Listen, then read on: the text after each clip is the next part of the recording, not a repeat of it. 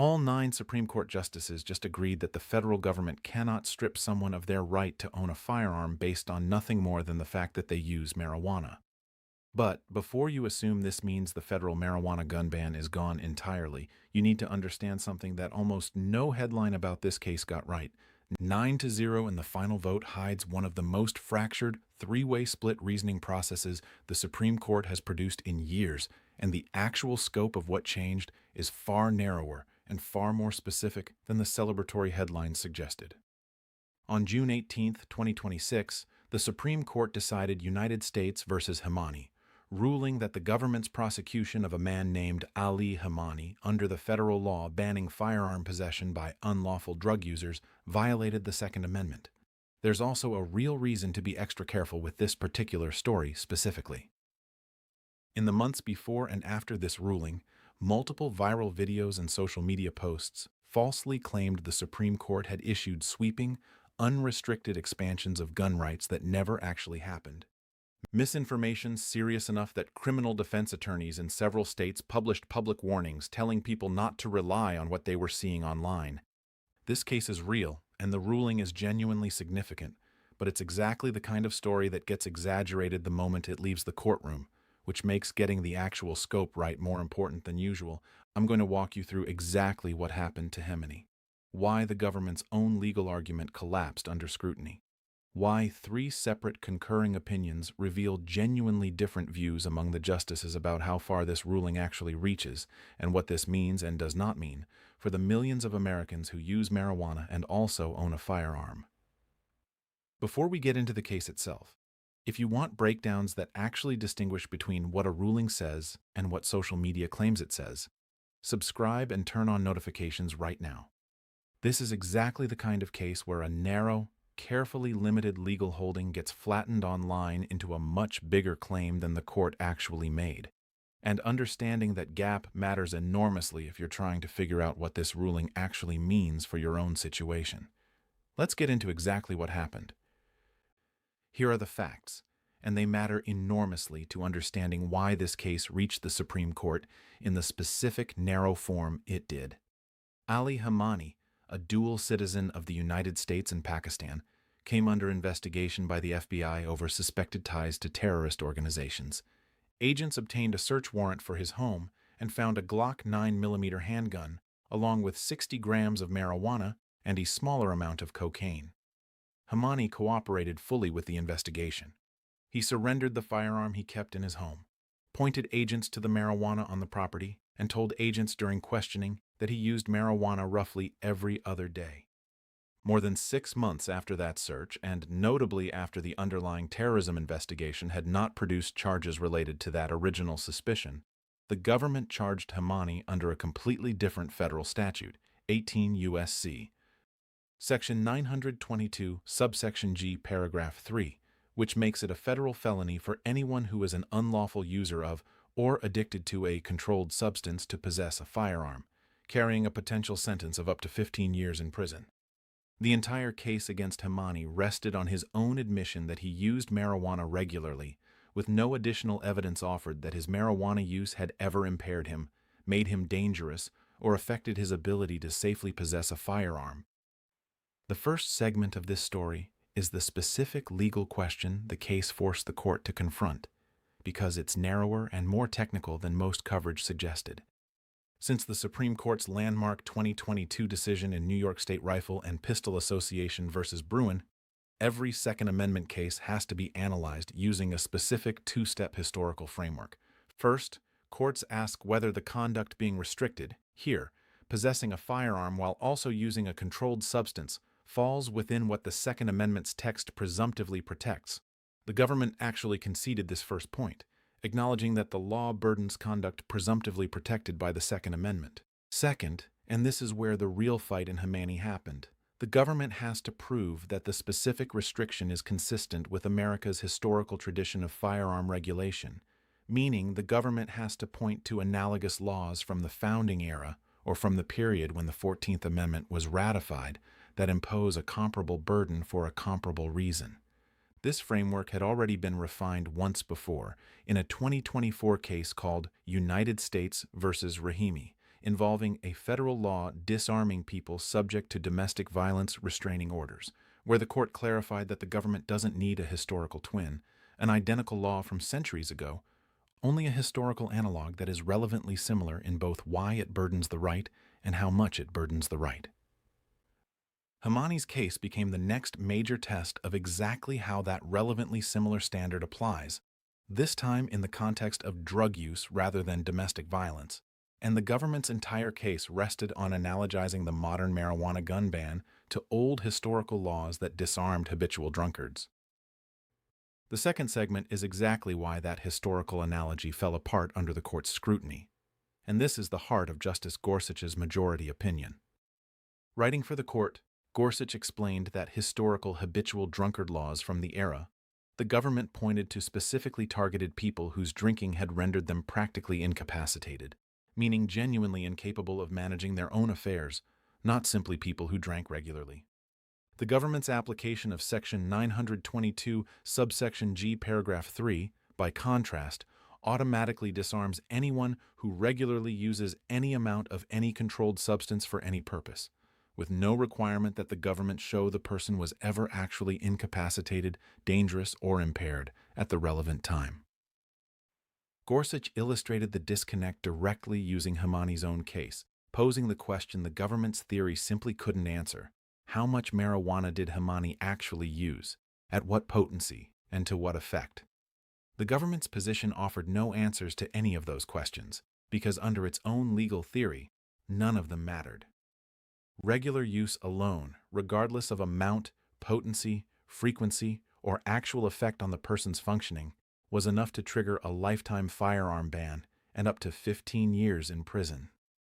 The court found that gap between the old historical laws, which required genuine incapacity, and the government's modern application, which required nothing beyond an admission of regular use,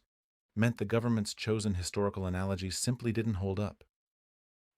The opinion also noted, almost in passing but significantly, that many of the specific substances regulated under today's controlled substance laws simply didn't exist in anything like their current form or legal classification at the time these historical analogs were written, adding another layer of difficulty to the government's attempt to draw a straight line between 18th and 19th century drinking laws and 21st century drug scheduling.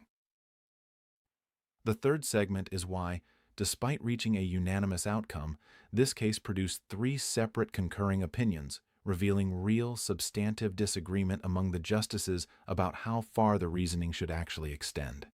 Justice Clarence Thomas wrote separately, concurring in the judgment, but using his opinion to raise broader, more fundamental questions about whether Congress even has constitutional authority under the Commerce Clause to regulate firearm possession this way in the first place, a much more sweeping challenge to federal gun law generally that the majority opinion did not adopt or address.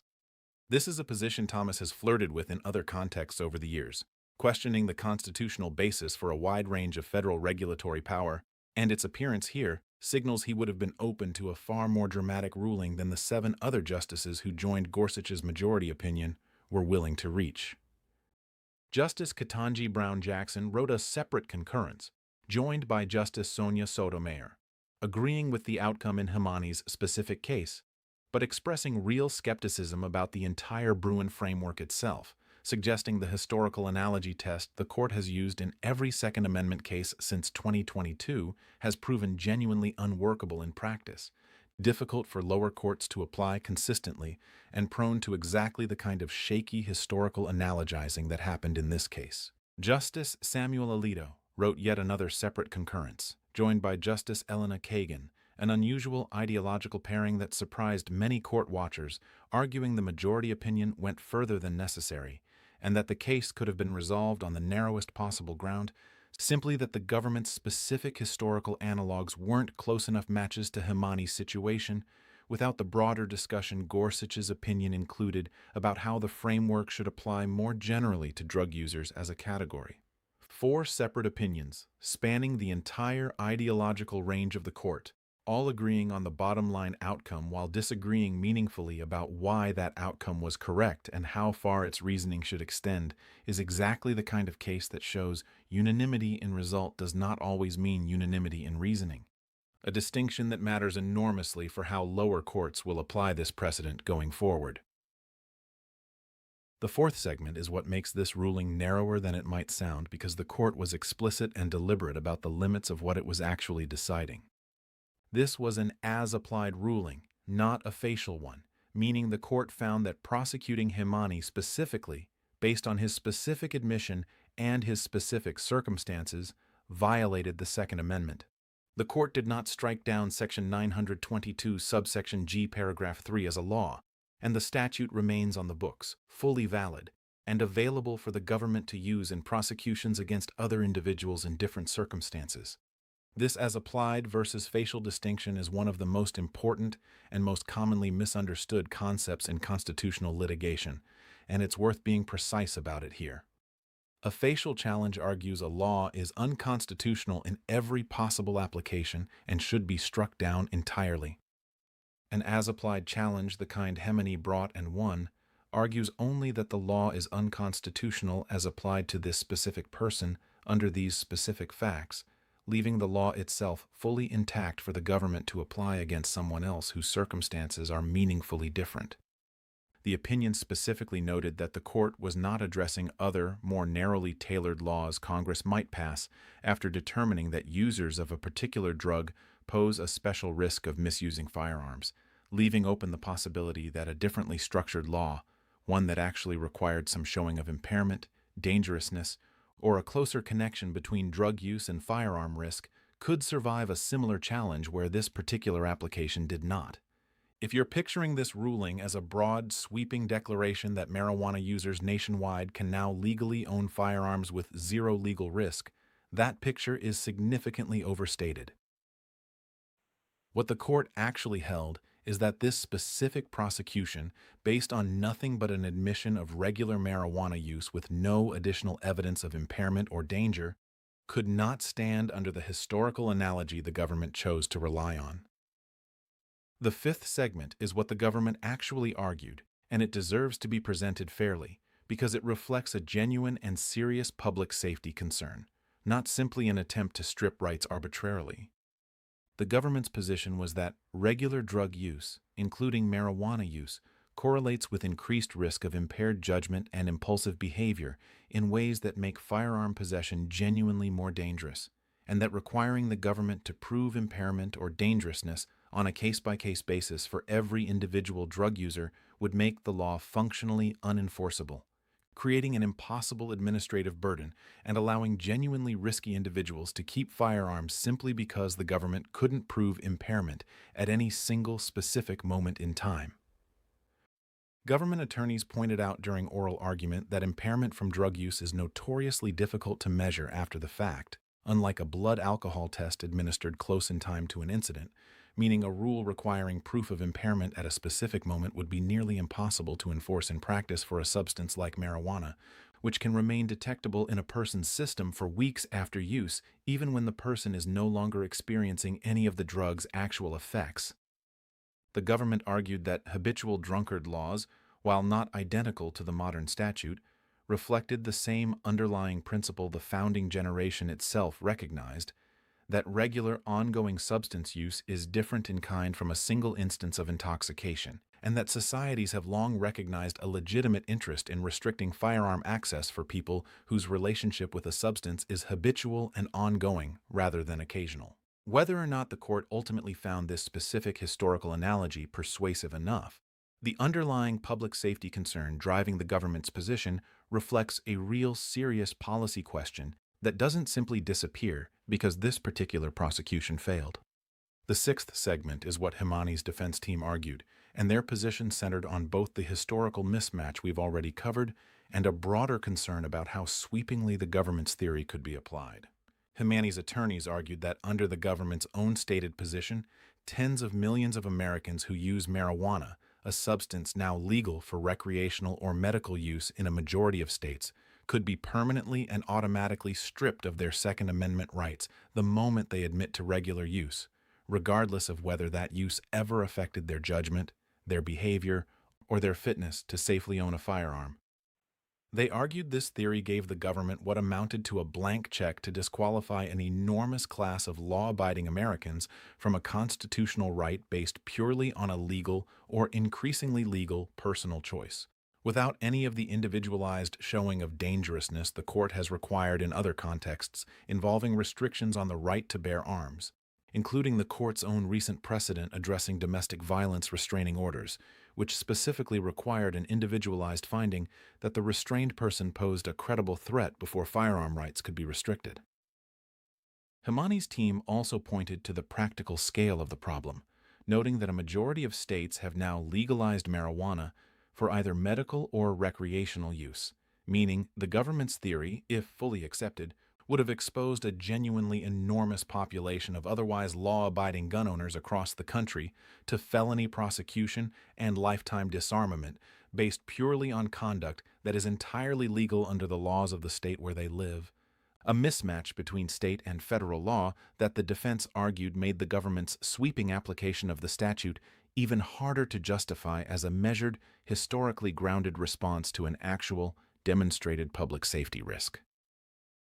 The seventh segment is what this ruling means for the ongoing, much larger constitutional debate about how the Bruen historical framework itself is working out in practice across the entire federal court system, not just in this one case. Justice Jackson's concurrence, joined by Justice Sotomayor, specifically used this case as an opportunity to argue that requiring courts to hunt for historical analogs from the 1790s or the 1860s to evaluate thoroughly modern problems, drug laws involving substances that didn't exist in their current forms at the founding, firearm technology that has changed dramatically, produces genuinely inconsistent and difficult to predict results across different courts handling similar cases. That critique matters well beyond this single case, because it reflects a growing cross-ideological conversation among judges, including justices who otherwise disagree sharply on the underlying policy questions, about whether the historical analogy test itself needs refinement. 4 years after Bruen first established it as the governing standard for every Second Amendment case in the country, lower courts across the federal system have applied the Bruen framework with genuinely different results to similar fact patterns since 2022, and legal scholars tracking these decisions have documented real, meaningful inconsistency in how different circuits handle the same basic question. How close does a historical analog actually need to be? A question this court has now addressed twice, first in Rahimi and again here in Hemani, without fully resolving the deeper methodological disagreement Justice Jackson's concurrence points to directly. Let's step back and name the single thread running through this entire case. A unanimous 9-0 judgment sounds, on the surface, like total agreement, but the reality here, a majority opinion, 3 separate concurrences reflecting 3 genuinely different legal philosophies, and specific language limiting the ruling to this one as-applied prosecution, shows a court that agreed Hemani's specific prosecution couldn't stand while remaining genuinely divided on almost everything else. How broadly the reasoning should extend, whether Congress even has the underlying authority to regulate this way at all, and whether the entire historical framework the court has used since 2022 is even working as intended.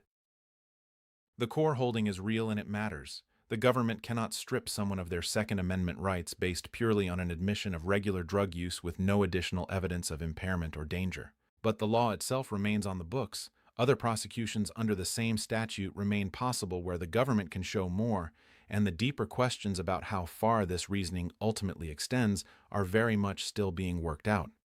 It's worth sitting with why this case produced such an unusual set of coalitions, because it tells you something real about how the current court actually approaches Second Amendment questions once you get past the surface-level ideological assumptions. Justice Alito and Justice Kagan agreeing on anything is rare enough to draw attention on its own, and their shared position here, that the majority opinion should have stopped at the narrowest possible ground rather than engaging in broader discussion, reflects a specific kind of judicial restraint that cuts across the usual liberal-conservative divide entirely. Justice Thomas's separate concurrence, questioning Congress's underlying constitutional authority to regulate firearms this way at all, represents a much more sweeping challenge that none of the other 8 justices joined, showing that even among the justices who agree on gun rights broadly, There remains real disagreement about exactly how far that agreement should be pushed in any single case, and Justice Jackson's concurrence, joined by Justice Sotomayor, using this case to openly question whether the entire Bruen framework is workable, reflects a genuine ongoing cross-case conversation among several justices about whether the historical analogy test itself needs to be reconsidered or refined, a conversation that will likely shape how future Second Amendment cases get decided regardless of how any single case comes out. If there's one thing worth taking from this breakdown, it's that a 9-0 Supreme Court vote is not always the simple, unanimous story the number suggests, and a ruling protecting one specific person in one specific set of circumstances is not automatically a green light for everyone who might see themselves in a similar situation.